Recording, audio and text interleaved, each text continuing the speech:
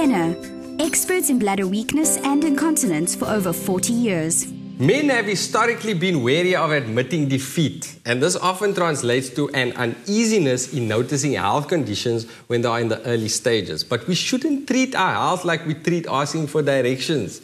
And with some health insight and preventative action, some common conditions like urinary incontinence and the conditions that they are a symptom of can be managed respectfully and nipped in the bud before they become health disasters.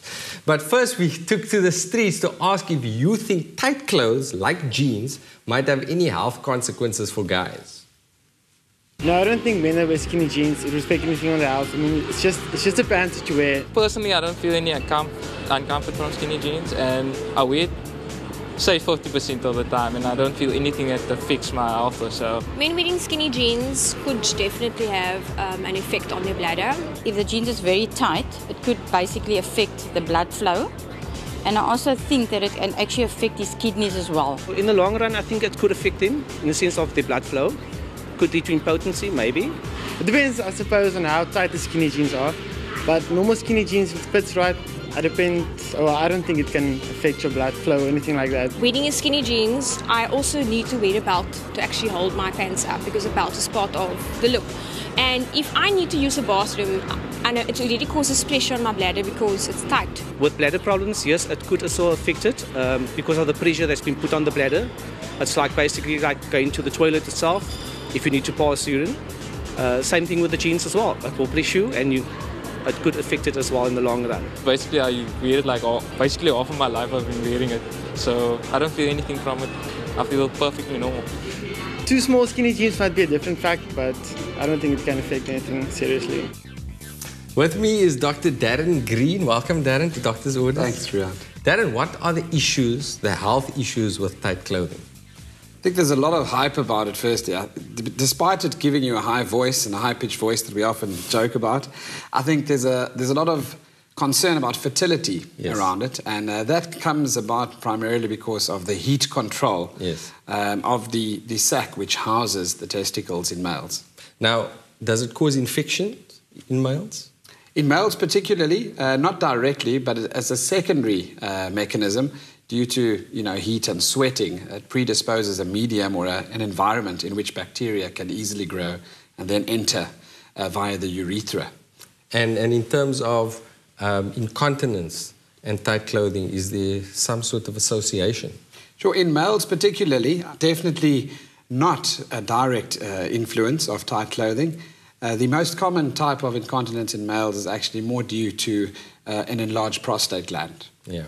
You know, a lot of people think that a weak bladder or urinary incontinence is a problem mainly associated with women, but men are also prone to this. In fact, in South Africa, 1 in 8 men have some type of urinary incontinence. So, Darren, what are the causes of incontinence? First of all, what's the definition of incontinence and what are the causes? Sure, I think easy to understand. It's just an involuntary leak of urine from the bladder via the urethra in males. Regarding the causes, we have to divide it up into something quite simple that everybody can understand. And I think the first thing is you could have a lack of control of the bladder with nerve problems. Nerve problems. So you can have a motor vehicle accident, injure your spinal cord, for example. The second one would be muscular problems itself. And then the third one would be a blood supply problem. Because on the basis of a shortage of blood supply, oxygen, nutrients to the nerve as well, you can then get what's called a diabetic bladder, for example. So those 3 groups are the main groups that we look at when assessing, but there are 1 or 2 other things that are very common that we need to know about.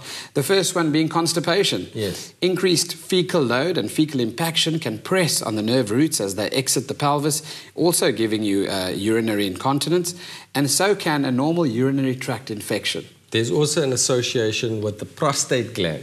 For those of you who don't know, the prostate gland is actually situated below the bladder. It produces much of the fluid in semen and is very crucial to a man's sex life. The prostate gland also enlarges as we get older. It's a natural fact. It does indeed. And, a lot of people need to know that the warning signs are of that enlargement. And one of them can actually point towards incontinence, specifically the lower urinary tract symptoms. which include frequency, and then, of course, urinary incontinence, nocturia. Yeah, going to the loo at night. That's right, and adenouria, which is having no urine at all. And then the stream itself can become weak, and then you could have after dribbling of the urine as well. Yes. And those all are indicative of perhaps obstructive symptoms of the urinary tract, the lower tract. So when you have to reach a certain age, all of us as men have to go for the dreaded test. Yes, we all fear that test, and luckily there are one or two other things that we can add, like blood tests and sonars now, and we need to adapt, obviously, our diets. I think I'll go for the blood tests and the sonar. We caught up with the president of the Continence Association of South Africa, Dr. Margaret Fukema, who related to us a story about prostate-associated urinary incontinence.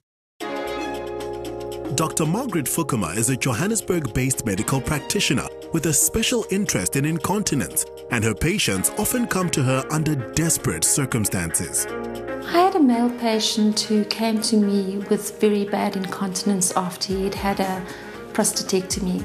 That's an operation where the prostate gland was removed due to prostate cancer. What makes it even more sad is he was actually a medical practitioner, and he had this operation, and afterwards, when he had complete incontinence, when he actually came to me, he was using towels as pads, and he'd even gone so far as to use a clothes peg to clamp himself so that he didn't leak urine all the time. And to me, that's an indication of how little information is readily available, that even somebody within the medical fraternity didn't know that there were pads available, that there were surgical options available, and that he could actually get help. He just needed to speak to his doctor about his problem and get the correct help. You need to seek medical help if you experience any involuntary loss of urine. It's a condition which requires correct diagnosis and treatment. The most important part of managing incontinence is to first of all make the correct diagnosis of what kind of incontinence you have. Once you know what kind of incontinence you have, you can treat that effectively.